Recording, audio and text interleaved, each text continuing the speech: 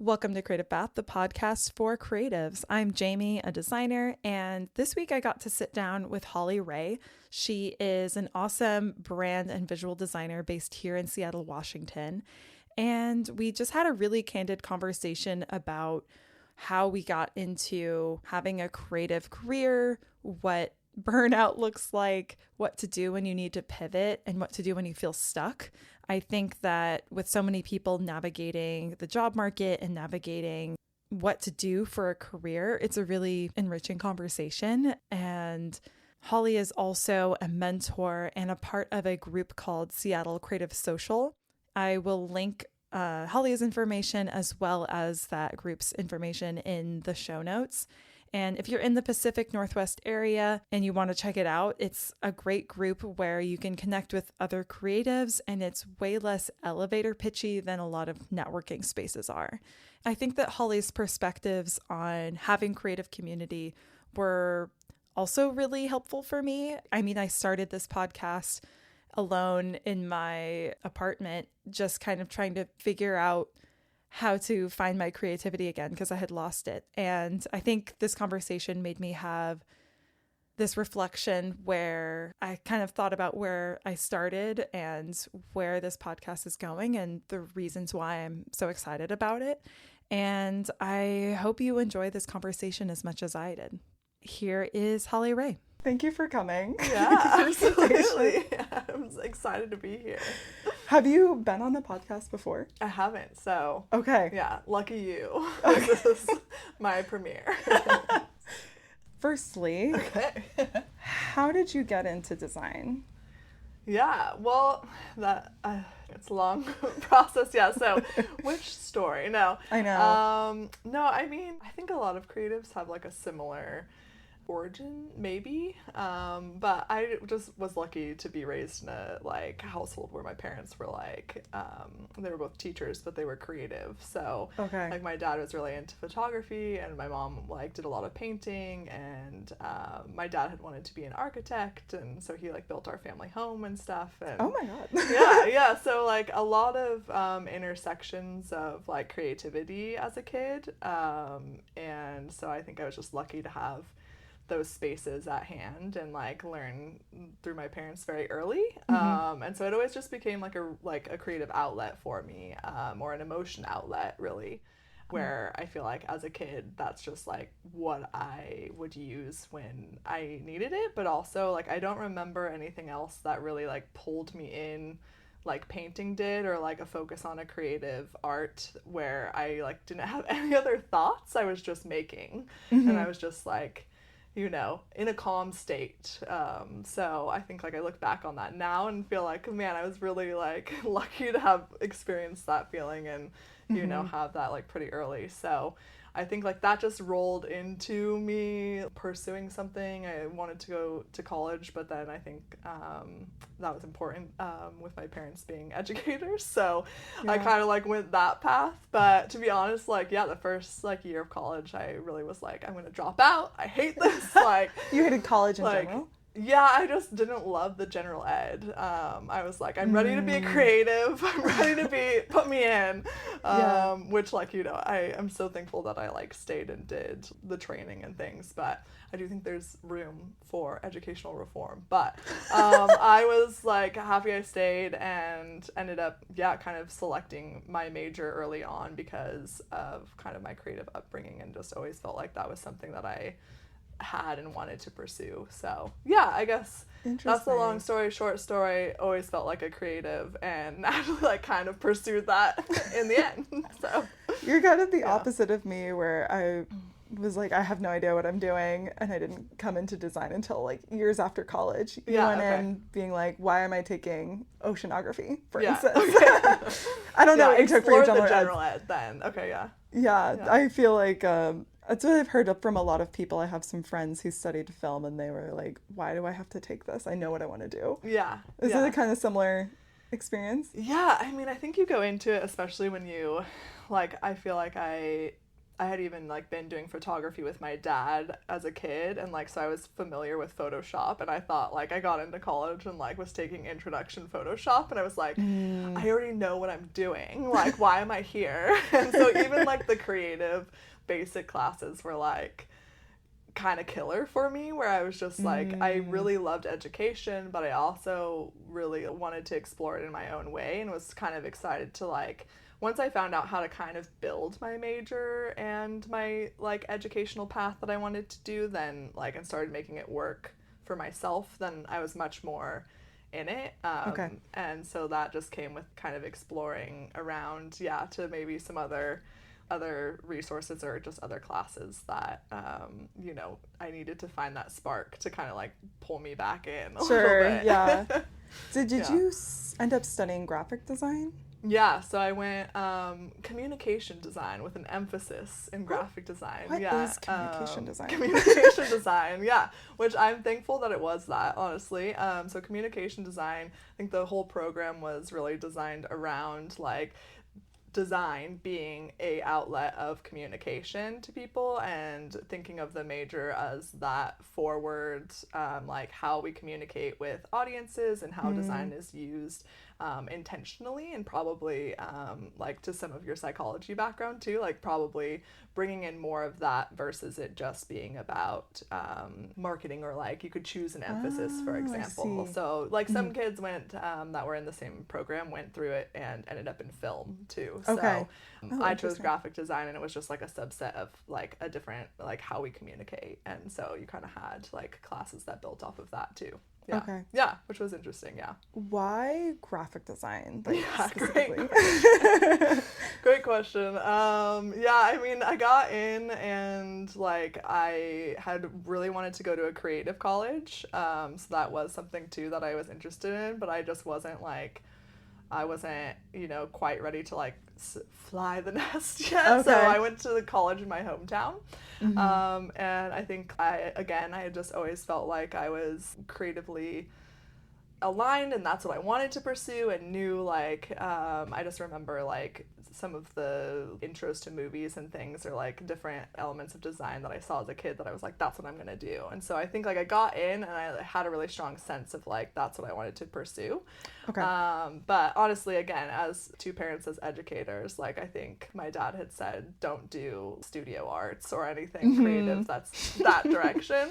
And so to me, that was like, okay, well, I guess graphic design seems like, at the time from my research, I was like, this seems like, this will pay good money, and like, I don't know, this will give me a creative career, and you find out things later, like down the line, that I think have ebbed and flowed in that. But yeah, so that's kind of like what brought me to graphic design in the first place, and just like a draw of wanting to communicate visually. And I always really liked that aspect too about the fine arts, like photography or painting. Like I really liked that there's a element of communication that's there visually that's not being said with words, and I really loved that aspect, that could play into communicating with someone. And so I think graphic design was an interesting direction towards that without being a painter or yeah.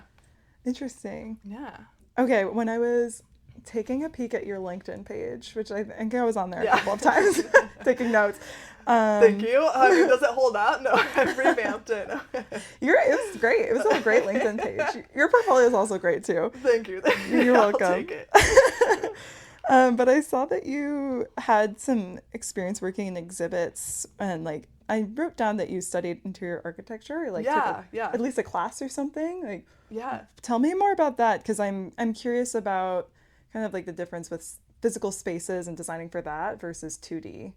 Or even 3D. Absolutely. I mean, for me, I was, again, as I was like exploring things, so I was a double major in interior architecture and graphic design. So I started doing to the point of like trying to build your own major or find that like interest. I kind of hit a point where I was like, graphic design is interesting, but I'm not finding like exactly that draw that I wanted, or that kind of like I'm going to call it like a visceral gut reaction to Sure. what you're doing. So that led me to interior architecture because I was always interested in architecture, but also I don't think mathematically I was inclined to continue down that road, that I was like, what could be an intersection between these two? So that's where interior architecture came into play, because I also got so interested in how design is interacting within spaces that we're in.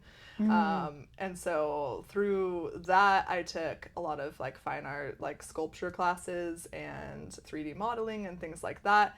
And the sculpture classes are actually the ones that I feel like I loved the most in the end. Really? Like those were the ones that just became so fun and interesting to me, because again, it's a different form of communication and a different emotion that you're hitting on when you are putting something into a physical space versus a two-dimensional or a screen. And so much is digital based now, and was kind of at that cusp then when I was like in college. So I think for me it was such a refreshing take to be exploring physical spaces and how how we can interact with those. So that's kind of what led me into it. And then what I love about it now, and what I'm trying to kind of take my work to, is the intersection of like brand activation and experiential marketing, and also kind of like the visual design side. So it's like merging my experience with the digital landscapes, and creating kind of, I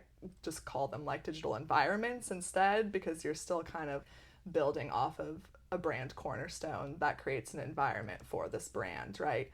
And I would love to extend that to physical spaces, which people are doing some really cool explorations that way. And again, it's like, it's such a different emotion that you hit on when you're exploring in a physical space, or you're presenting something in a physical space, and so things just connect at a different level, I found, than doing like what I might feel from like a marketing campaign, or even just like a painting. Even for me, I think like that brought it out. So I really had a fun time exploring the physical connection, and how that played into like the interior architecture side, and really seeing that so much of architecture is rooted in that exploration of how our bodies move through a space. And I really just like latched onto that and wanted people to like feel this emotion from what they were experiencing. And so that, I think, took me to explore both of like graphic design and interior architecture. That's super interesting. Did you, I guess when you got out of school, were you able to connect those things like off the bat? Is that something where you kind of like lean? No. I wish. But no. I think like for me, I was really lucky while I was in college to get to do some gallery shows too, and ended up having a professor, Cameron Kelly, shout out, that let me do a gallery show with her. And the premise was, it was like my premise for it was like dreaming keeps me grounded, and it was all about kind of exploring art, like through different artists' lenses, but also then like how it all worked in a physical space together. And so for me, I got to explore what kind of graphic design looked like in a sculptural form. And so for me, that kind of came out as like I made a stargazing platform that people could like lay on, and then made this big like tapestry print. So it was like a mixture of 2D, but was also something that you could experience in a physical way. And so I think like I was lucky to get to do those things almost, that was like my senior year of college, so almost out of college, right? And had a lot of those that I was really excited for and built into my portfolio. And then really once I was out of college, it took me to a route of a much more digital and visual design. So I was doing a lot of the last 6 years of like visual design and brand design. So I did get to explore some of it and some of the brand activation side, but I think like that's still very much a growing market that I think is coming out. And just kind of like finding myself as a designer is a continual experience. So for sure.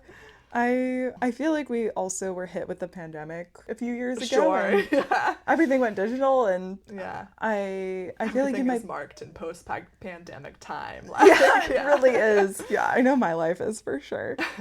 But I guess moving on to this next question, I think when I saw your portfolio, the first word that came to my head was playful. Like there's like a sense of joy and play, and I swear now Thank that we're you. talking about this kind of your headspace with like physical spaces and stuff, there's something about Yeah. I think your portfolio specifically that I'm like I feel like there's a connection there. I can feel it feels like Thank you. not like a space, like an experience. Do you know what I mean? Yeah, It's well, not thank you. static. Yeah, great. No, I'll take it. I really appreciate it. Yeah, it's definitely, I like to think of, again, like, I know you don't get to do this with every client, so that's been a learning experience for me, which has been, like, again, I like to think of them as, like, more digital environments that you're building off Mm-hmm. of, you know, what they bring you as a brand. And so for me, that's still evolving of who I am, but I knew kind of this last year in my job hunt that I needed to revamp kind of myself and what I wanted to be doing. And I think I just hit a point where I was like, make the work that you want to get hired for, and Sure. like have your portfolio and your website reflect that. And I think, you know, people might give you different advice, but I think for me, like, I was just so tired of hearing like, put it all above the fold, just have your work out there and make it dumbed down essentially so like no one can miss things. And like, you Mm. know, there's some truth to that. You know, you definitely want to show your work and your progress and your thought pattern to it, like that's really important. But I also think that it should be an experience that someone, when they come to my portfolio or what I want to be doing, elicits what I do, and Mm. also brings in the feeling of like what they might get if they work with me, right? So Sure, yeah. for me, I definitely wanted it to, like, you know, have that playful sense and tie into my work that way. So I appreciate that it felt that way. Great. We love when design translates. For sure. I guess on your portfolio, so you were making something so that you could find more work that was what you want to be doing, Yeah. right? So Yeah. does that fall into like things that you I guess are excited about creating? I don't know. Like are there like Yeah, side yeah. projects you have too, stuff like that? Yeah, absolutely. I mean, I think like all creatives, or I shouldn't say all, because some are really good at other creative outlets. Hmm. I found myself like I kind of hit this wall where I felt like I hit a little bit of burnout, and I had been kind of in the same space in the same kind of like client space too for about 6 years. And so Mm. for me, like I was still excited about that and loved aspects of it, but I really also felt like there was more to what I wanted to be doing. And I just hadn't found exactly, like, I honed my skills in and I felt really good at what I could do, but I wasn't doing the type of work that I wanted to be doing, if that makes sense. So I think, yeah, and rebuilding work, which I also know like is the hardest thing to do, and I still need to be better at it, is building your own work. Like I wish that I Mm. would have been doing this straight out of college, like creating more and more projects to just have Just like to then have fake on your projects? Not portfolio. fake, but Yeah, like like, you know, like, you know, building for what you think you want to be hired for. Yeah. got it. Okay. So it was a mixture of that. It was a mixture of like clients that I had worked with already, projects that I had done for clients, and then yeah, a mixture of like those projects where you're building them just because you're excited about what you want to be doing in that space. And you know, portfolios are just a beast in their own, of like you have to have them as a creative, and there's a lot there of like you have to be your own like content marketing person and like Yeah. build that out. And so I think like I struggled with that for a little bit, but then once I found kind of, you know, the brand activation and the more like playful side and the energy that I wanted to emote, then it was easier to make work that I was excited about, to show people that, you know, this is what I can do. I can, you know, take this to your brand, and here's how we'll do it together. So, yeah, I mean, I think it definitely, you know, lends to what I'm excited about, but I have more. Like, I have more that I want to be doing, but, you know, it's just kind of like finding those projects and kind of like, you know, getting over yourself a little bit too, and just like Yeah. starting. Yeah, I've definitely experienced that. I'm curious, and I hope you don't mind me asking. You said that you were experiencing some burnout. So like Yeah. what were the signals that you were getting? So I'll be Yeah. open about mine. Like I think I was experiencing some burnout last year and my appetite started going away and I was like, Oh, "Uh-oh." interesting. Interesting. And Okay. I already knew I was kind of feeling tired and stuff like that, but I think Yeah. there were a couple of signals that were kind of new that made me kind of pay attention to that. Mm. What was that for you?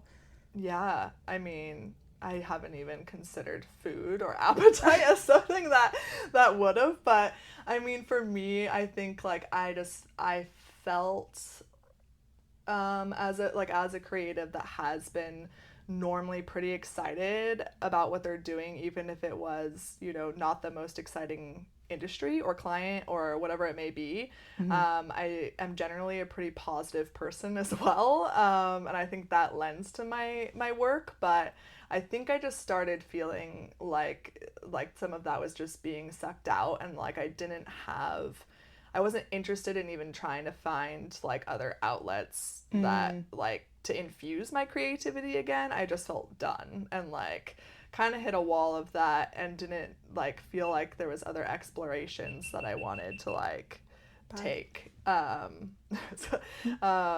so I think for me like that kind of felt it. I think like there's maybe a general tiredness of just like, I just felt like what am I gonna do next, I guess. And like I think that was hard, and maybe like it was more like for me, I guess. So when I feel things, I feel them like in my stomach and feel like a very like my body reacts to how my stress level is, or Hmm. like, and I feel that pretty instantly there. So I think I just had a lot of that where I was like, yeah, I think I was just like really stressed for and feeling it in my body more than I realized I was. Okay. um yeah, until I was out of it, and then I was like, oh. Yeah, yeah. I think I also saw, going back to your LinkedIn, I saw Yeah, that thanks. you, Let's do it. there is something about you doing creative mentorship. I'm curious if that was something, Yeah. I don't know, like, I know that some people talk about mentoring or like adding some sort of meaning to things like that can kind of help you if you're feeling burnout or feeling kind of career fatigue. I don't know if that's a real term, but I'm going to use Yeah, it. no, I like it. Was that a part of that for you with like kind of Yeah. healing? I guess I'll use that Yeah. word. Yeah, no, absolutely. I mean, I think you're spot on. With that, it was definitely something that I'm still really excited about pursuing. That was in a different way, like a different creative outlet that I was unexpected. Okay. And so I think that kind of stemmed from like I always felt like I had knowledge to share. I do feel like, not, as a designer, I think one of the hardest things too is like telling yourself you're a good designer and then saying it to other people. Like that's always been hard for me. So Mm-hmm. like kind of getting over that a little bit and being like, I am good at what I do and I have learned a lot, and like I do think I have things to offer people. And so it kind of was great in many ways because I think I was feeling pretty depleted, which then next came like, am I good at this? And Mm-hmm. is this something that I want to be pursuing? And, like, what can I bring to people, And so the mentorship side kind of stemmed out of just wanting to like switch things up a bit.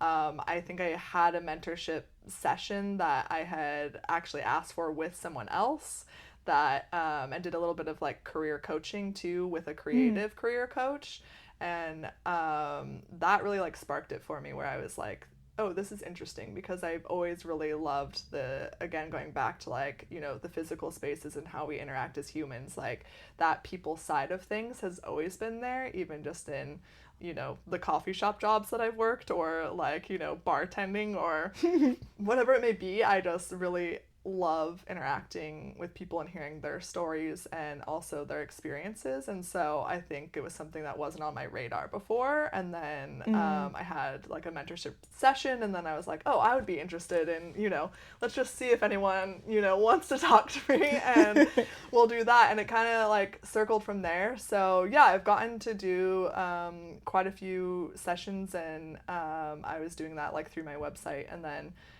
also through a mentorship platform where people can like reach out to you. And it was really interesting because I started getting a lot of mentorship requests for like career changers, and then also just like design students.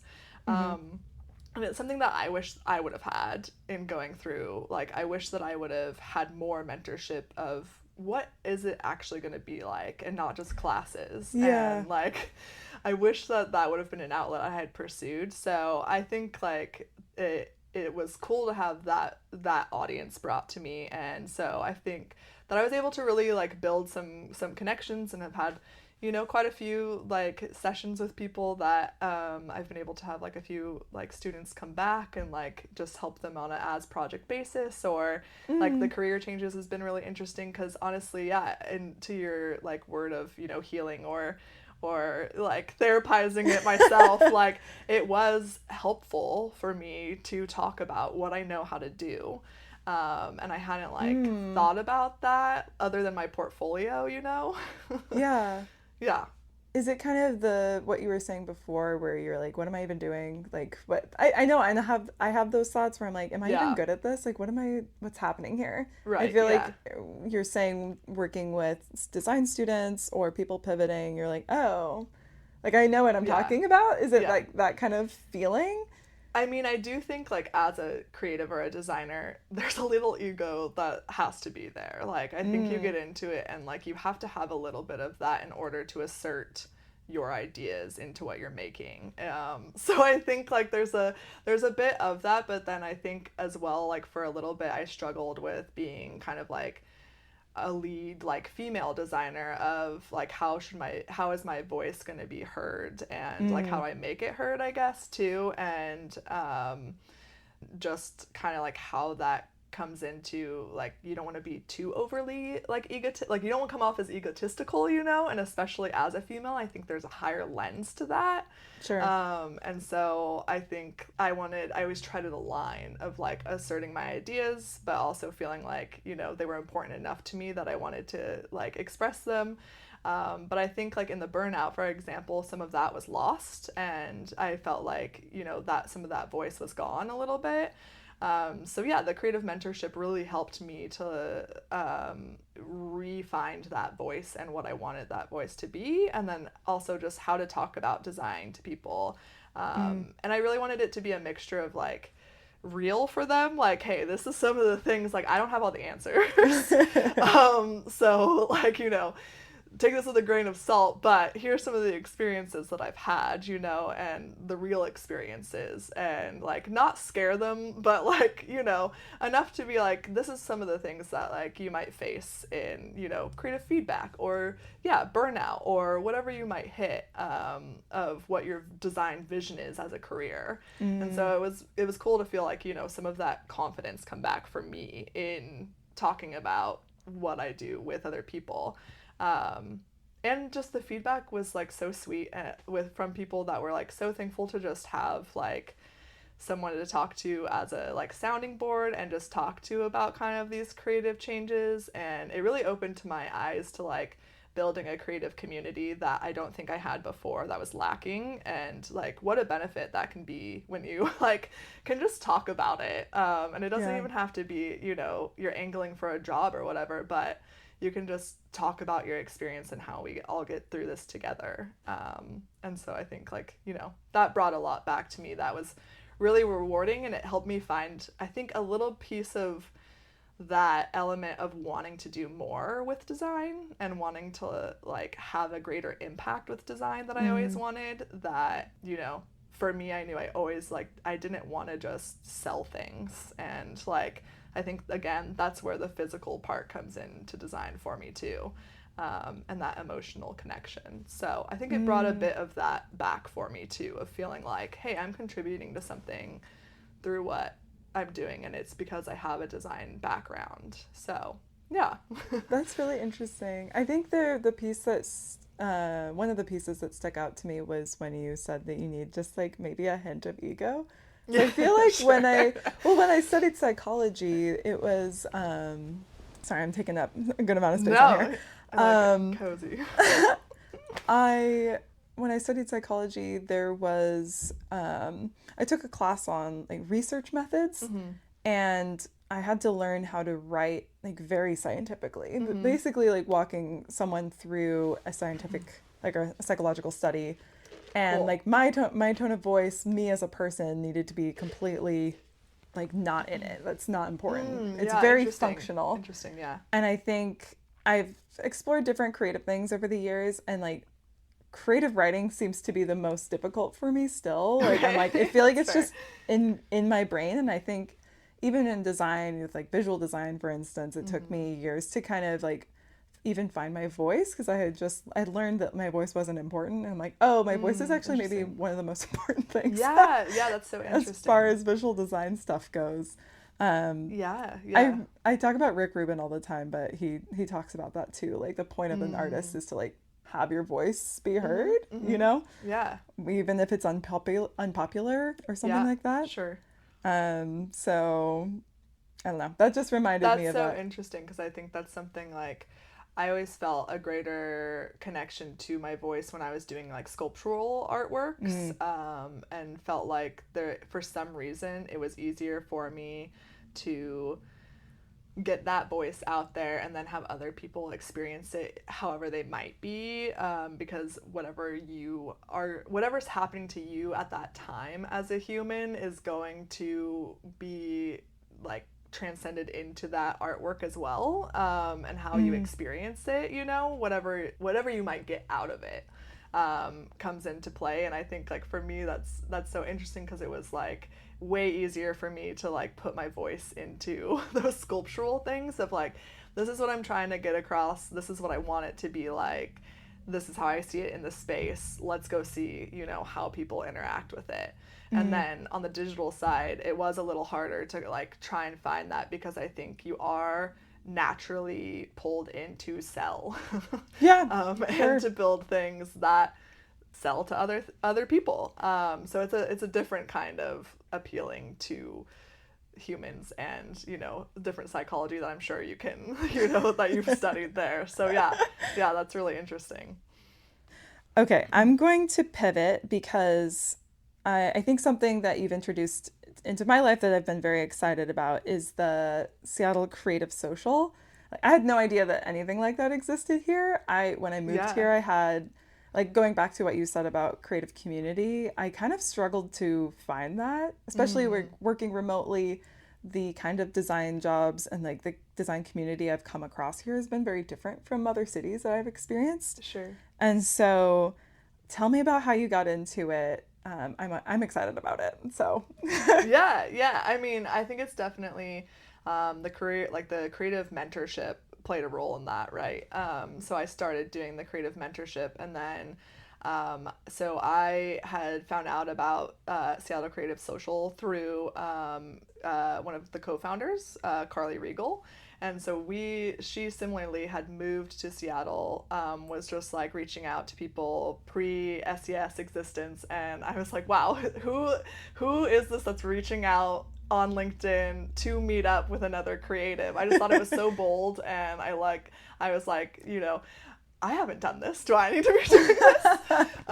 So I think that was great, and kudos to Carly for like she's always great at putting herself out there like that. And so we like had talked about meeting up, and we just like life gets busy, and I think we just had some things happen, and then I had my son, and so things just kind of like came, kind of got pushed, and then finally they started, so Carly Regal and then Guy Sees are the founders of Seattle Creative Social, and so they had started it at that point, and I was like, I should go, and like and it was also kind of at this flux point of feeling that burnout, and mm, feeling that like loss of community from the agency that I had been at, and now job hunting. And so I was like, okay, you just need to put yourself out there, and you can go meet other creatives because you've liked talking, talking about design and doing this mentorship.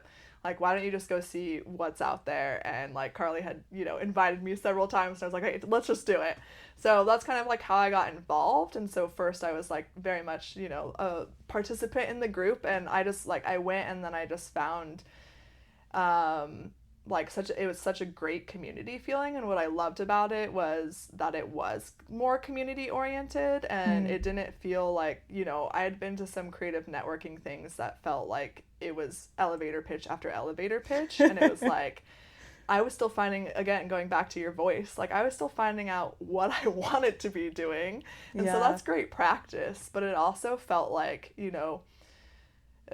am I building a connection that's going to get me to where I want to be next? Because I think I will say in creative jobs, like I do think it's who that's going to get you your next kind of like job, or maybe it's adjacent to that, but I think that's what I've found. And so that's kind of how I started going in my initial experience with SCS. And so I loved it so much, and just like loved the people that I met there. And so I had reached out to Carly and just said, hey, if you ever need any, any help, I'd love to contribute. I was doing the design mentorship, and I was like, it's really important to me to give back to the creative community too in some way, and in a free way too as well, like an accessible design education and an accessible group that people can go to that's not gate kept, or like you don't have to have a huge buy-in.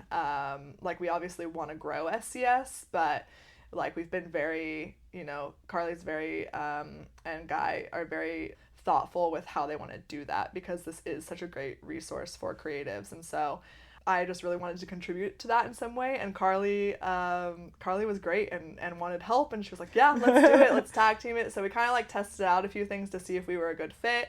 So now I'm our like digital content manager. So I help with like creating content for SCS.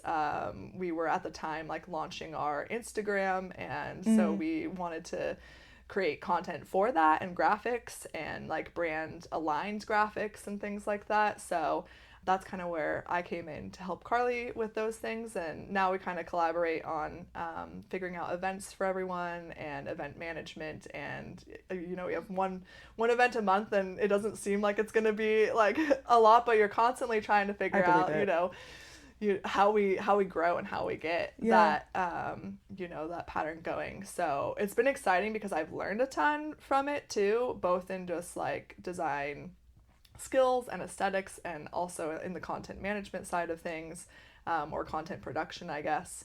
But also just in like how to build a community for people, which I'm so excited to be contributing to with them. And I just think it's been so rewarding to just like be a part of helping to grow that for people. So I'm glad you're excited about it. I'm excited about it. Creatives listening, come to it. Seattle Creative Social, and it's a great experience and outlet. Just talk about your projects, talk about like clients, or try and get a job, like all of the above. All the tea. Yeah. I feel like before this podcast recording, we were talking about how strange the job market is, or I don't know. It's a lot of people have opinions about it. If you open LinkedIn, you'll see dozens and dozens. Yeah. How much time do we have? I guess, do you have any advice for someone looking for a job right now, creative specifically? Yeah, it's tough out there. And again, I have this balance of wanting to be real in my journey, and just what I share with people. And I think like that's kind of a cornerstone for me too. Cool. So like, I mean, it's just kind of like a shit show right now. It's not great. The last year was pretty tough, coming off of a burnout, and then feeling like there was a huge swing of like the idea of pivoting for me, where I really didn't know if design was what I wanted to be doing anymore. I think like at that point I was applying for jobs, in the realness, like I applied for probably like 300, 400 plus applications and sent my resume out to a bunch of different like creative recruiting agencies as well, and just kept like following up, and like I think radio silence with a few interviews here and there. So I think that's the part that, like, not to scare people, but also like being a creative sometimes is like it's hard and it's unexpected that you're gonna hit that. And trying to find that stability, I guess, like I didn't think that it was quite going to be as difficult to get back into my next position. So that's the realness. What to do about it, I'm still figuring it out. I'm lucky to have landed something at T-Mobile for like a contract brand design position, which I've loved the team there. But that was through a creative networking or a creative, recruiting agency. Okay. So I was able to like make a connection through LinkedIn and through just like, re-following up with them like, hey, if you have anything. I signed up for alerts, like go to the creative like recruiting websites and put your resume in and sign up for the type of job alerts that you want and have them come to you. Like however you can get like things sent to you, great. I did the whole, like, I've been through the gamut of, put your resume into an AI checker so that it's optimized. Yeah. I don't do that anymore. It just became like, it's too much, like, tailor your resume to the job position, but be real with what you've done, and also like, but talk about your achievements in a way that are going to relate to the job that you want again. And so I think like that was really important. And then the biggest thing on top of that, I think beyond applications, I think like two things, I guess, making your own work. And that for me is where like the playfulness side kind of comes in too, is like just have fun with it and explore what ideas you might have, and just like don't say no to anything. Just keep saying yes to the ideas that you have, and like kind of run with those. And some might, end up being a closed door that you're like, okay, I'm done with that and don't want to pursue that. Like, you might come to those things, and then other things will open, like, the design mentorship or contributing to SES. I think like those things might come just by kind of exploring what you might be interested in next. So make the work, do it. It's hard. Put it out there. Keep doing it. And then, lastly, find that design like community and people that you can talk to. And like I said, I do really think that your next job is going to come from an introduction of who you know. And I hate that that's the case, but I do think that that's kind of how design jobs are working right now. And we're so inundated with like so many, LinkedIn, like I kept feeling like there's jobs everywhere. Like, why am I not getting one? I just think that there's so many factors involved in that if you can get a face-to-face like meeting with someone and make that community, then more opportunity will come from that. And I've found that too. And so I think like, big advice to people is find that and find people that can support you through that. But then also, who knows, maybe intro you to what might be that next kind of gig. And then, keep following up with it, like keep going back to the voice. Just be loud, put it out there. Even if you're afraid of like, cold calling, cold emailing, cold whatever, like just get out there and keep your voice heard. And like, I think that people will hear it. Yeah. Wow. That was incredible advice. If it doesn't work for you, I didn't give that advice. Does your career coach give that advice? Is that what you're saying? Oh, no, just like, if you're listening to this and it doesn't work for you, like, I didn't do that. But career, like, I do also recommend, if you are kind of, like, at a burnout point, getting a creative career coach was super helpful for me. How did you find her? Yeah, I think I was looking through, it wasn't through LinkedIn. Eventually we connected on LinkedIn. I think I honestly just did a Google search of like career coaches or how to decide what to do next. And I think then that led me to like, get a career coach. And then that led me to, well, let's see if I can talk to someone who is a creative aligned. And so yeah, we had connected, and I just did like kind of like the smaller like package with her, and just found it super helpful for like finding my voice again. And I was in the middle of rebuilding like my portfolio and projects and things, and so it really helped to, you know, we do this as designers all the time for clients, but it helped me to hone in like, what's your mission, what's your vision, what do you see, what's your story of how you got into design, like such a hard question to even answer that you lead with in this podcast, and like that I didn't have an answer for, you know, like, so just like going back to your roots of the why for yourself, and then building it out from there. And that's what she really helped me to do, was kind of regain some of that. Yeah, and that's what kind of led me then into like, you know, these different outlets of design that then I found helpful for myself, and I kind of had more of that cornerstone to go off of. Okay. Yeah. Okay. Okay, we are almost at the end, and I, instead of awkwardly just saying bye, which I Okay, bye. Thanks for having me. We're gonna do some rapid fire questions. Okay, so I have 4. Okay. You've been Hit prepped. me with it. Okay. Number 1. What's on your desk right now? Yeah. Sour Skittles. I had them there today. Favorite candy. Also, if you need like a creative pick-me-up, recommend them. Yeah, so that's there right now. Okay. And what's one piece of technology you can't live without?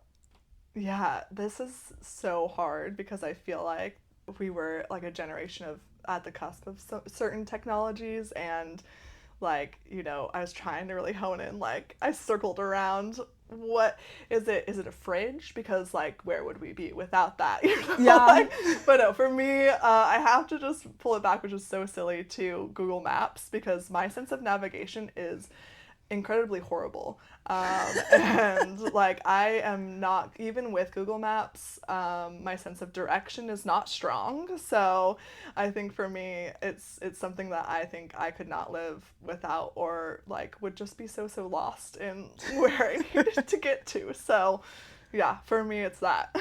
Okay. And what's the best creative advice you've ever been given? Yeah, also a hard question. You I mean thought you were gonna besides... say it also had to do with Google Maps. This also has to do with Google Maps. No. I was going to give a shout out to Tim Gunn, you know, make it work designers.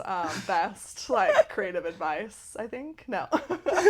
I think that probably something, I think, like, just not getting caught up in yourself. So I think someone, like, I mean, I'm sure many people have told me, like, don't overthink it. And also just, like, let it go a little bit. Like, when you're making work, I think as a designer you invest so much into it, and I would get kind of offended, you know, like if my ideas weren't liked or if a client didn't pick them. It still happens, but just like take yourself out of it a little bit and just like put it out there. And then yeah, I think besides that, just the element of the playfulness and the having fun with it, that's honestly been the biggest like shift for me, of just like not overthinking it so much, just like having fun with the exploration. Yeah. Okay, last question. What's something you wish you could tell your younger self? Yeah, probably that too. Like, get over what other people are thinking about you. I think, especially when finding your voice, I mean, that's a whole other podcast. But I do think that I wish that, like, if I was talking to myself at a younger age, that I would say something like that, of just, as soon as you can hone into, like, who you are, like, take the time to figure that out. Like, explore different things and figure out, like, who you are, and what excites you, and then like go fully in hard on that, because that's what you're gonna get, one, I think, the most people drawn to you for, and you don't know that, and then what you're also gonna feel like you can really, you know, build upon. And I think it took me a while to just like, I think I was exploring like in a lot of different avenues in a lot of different ways, and I like knew I wanted to do like creative, but also as a person it took me a long time to get comfortable kind of in my confidence and my own voice, and just kind of like, you know, having fun with it along the way and not thinking too much about, what others are thinking, which is still a hard thing. But yeah, so something along those lines, still working on what advice to give yourself, man. It's hard. Cool. Well, thank you. Yeah, It's been absolutely. great. Thank you so much. This was so fun. Yeah, happy to do it anytime.